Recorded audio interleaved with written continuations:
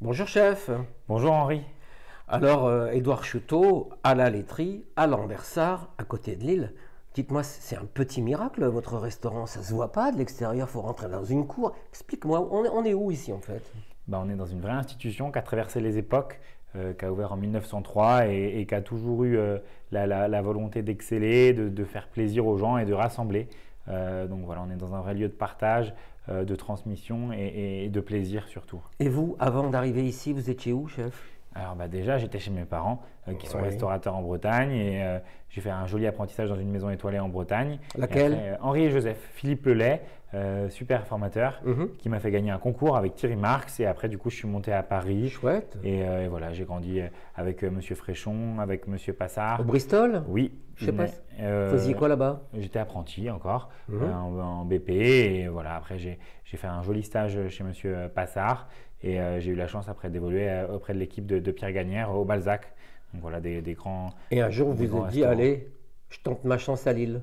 Ouais, Comment ça s'est fait, votre arrivée ici? c'est une dame qui m'avait aidé pour me prendre ma première place de chef à Paris, place des Vosges. Et donc voilà, après avoir fait une belle expérience de chef à Paris, Ouais. elle m'a proposé de passer sur un joli projet vraiment qui avait un super potentiel. Enfin, on est dans une belle bâtisse, Oui. on a une cuisine incroyable. Alors, elle date de quand cette bâtisse? Je sais même pas, mais je sais que depuis 1903, c'est un restaurant. Avant, c'était une laiterie. Vous n'étiez pas, vous, en Ah non, j'y 1903? étais pas. Et j'y étais pas du tout. Mais voilà, c'est une vraie bâtisse exceptionnelle. Et voilà, on est assez fiers d'avoir repris cette maison-là il y a 2 ans et demi maintenant.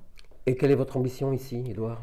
De rendre les gens heureux, de se faire plaisir, hein. Nous, on adore ce qu'on fait, de trouver des producteurs encore. On en a une vingtaine et on aimerait bien tout prendre chez des petits artisans, des petits producteurs. Donc ça, c'est ce qui nous ambitionne à fond. Et puis voilà, accessoirement, l'étoile qui a été perdue en 2018, ça, on y Vous tient, allez la quoi. retrouver, oui. On aimerait la récupérer avec Bon, plaisir. ben, on verra ça en fin d'année alors. Et pour l'instant, dites-moi, qu'est-ce qu'on retrouve comme petites touches nordiques? Les petites touches nordiques dans vos assiettes, c'est quoi alors? Qu'est-ce qu'on retrouve? C'est déjà tous les produits, hein. Tous les produits principaux, ils viennent de la région. Et puis, on a des marqueurs quand même dans la région. La La bière. chicorée, la bière, le hareng, le haddock. Oui. Voilà, ça, c'est des produits forts. L'ail fumé d'Arleux. Enfin, voilà, il y a beaucoup de produits forts. La bière qu'on a brassée aussi avec le pied du restaurant. Mhm. Le pied de houblon qui est à l'entrée du restaurant. On a aussi la chance d'avoir des ruches cette année. Donc, on Ah. aura un dessert signature au miel là, qui va arriver bientôt. Enfin, voilà, on a vraiment des jolis produits dans la région. Et alors, dites-moi, chef, bon, c'est bien beau tout ça, mais on se dit, bon, il est dans le nord, voilà, en ce moment, c'est plutôt les saveurs du sud qui sont un peu à la mode, c'est plutôt, voilà, les saveurs méditerranéennes. Comment vous tirez votre épingle du jeu?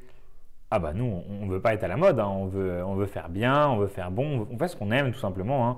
On n'est pas voilà, à suivre les tendances, mais on est vraiment à essayer de vraiment correspondre au lieu et puis à notre environnement, tout simplement. Alors, je vous ai regardé un peu tout à l'heure en cuisine. Vous faites beaucoup de dressage. Ça doit vous prendre un temps fou pour avoir d'aussi jolies assiettes. C'est un travail d'équipe déjà. Maintenant, Oui. on a la chance, on est arrivé à être une petite dizaine en équipe en cuisine. Et donc voilà, avec les menus qu'on a réussi à créer au fil du temps, voilà, on a réparti un joli travail et on s'applique dans les dressages parce qu'on a envie déjà que ça soit beau avant que ça soit bon. Mais on fait d'abord un travail sur le goût et après on regarde pour le visuel. Oui. Et alors, cette passion pour le mixage des saveurs terre-mer, pourquoi, comment, qu'est-ce que vous voulez apporter? Ça correspondait à l'ADN de la maison. Ouais. J'ai retrouvé beaucoup de recettes d'anciens chefs qui étaient vraiment dans ce fil-là. J'avais envie aussi que mon menu, il ait un fil conducteur, que du début à la fin, il y ait une huîtres au cohérence. bœuf, oui. Voilà, Ouais. j'avais vraiment envie que les gens, parce que quand on mange 7-8 plats, on ne va pas se rappeler de tout, mais j'avais envie qu'il y ait un fil conducteur. Et donc, avec cette idée-là, je me suis dit que les gens, au moins, ils se rappelleraient de l'esprit terre et mer Alors, du menu. les intitulés terre-mer chez vous, ça s'appelle? L'huître cochon caviar, ça c'est un des marqueurs forts. On a l'œuf au pluriel, qui est un œuf de poule avec que des œufs de poisson. Et voilà, après on a le bœuf cru, hareng et chicorée, qui est un beau marqueur. Le haddock à l'andouille en petit croque, moi je l'aime beaucoup aussi. Ça c'est les marqueurs assez forts du début de repas. Mais voilà, là, en ce moment on fait un joli pigeon aux algues. On fait un petit pot-au-feu de mulet et de cèpe. Donc un pot-au-feu de bœuf, mulet et cèpe. C'est très ciselé, hein, vos assiettes. Hein. On essaye, voilà. C'est graphique, hein. On essaye aussi d'affiner les portions pour que ça soit quand même assez léger, assez digeste aussi, qu'on se sente bien en fin de repas. Hein. C'est un peu l'idée aussi d'être gourmand et épicurien, mais de se sentir aussi léger, c'est important. Alors, bientôt, là, à midi, bon, on va s'installer, mais bon, on va pas mettre trop cher quand même. Vous avez une petite formule accessible à midi? Ouais, bien sûr, on a le menu déjeuner qui nous tient à cœur, qui est à 39 euros, qui change Oui, toutes les semaines, bien. le midi en semaine. Et puis surtout, on a quelque chose qu'on aime bien mettre en avant, c'est le menu premier. Donc, c'est pour les moins de 30 ans. En début de semaine, ils peuvent manger un menu tout compris avec la petite coupe de champagne et 2 verres de vin. Et ils ont un menu dégustation à l'aveugle, surprise, pour les moins de 30 ans. Et si on veut lâcher prise, allez, ce soir, Ah, le menu truffe blanche, hein. oui, Là, on est voilà, le début de la saison on se fait plaisir à la pour combien? Maniatum. C'est un joli truffe blanche à 150 euros.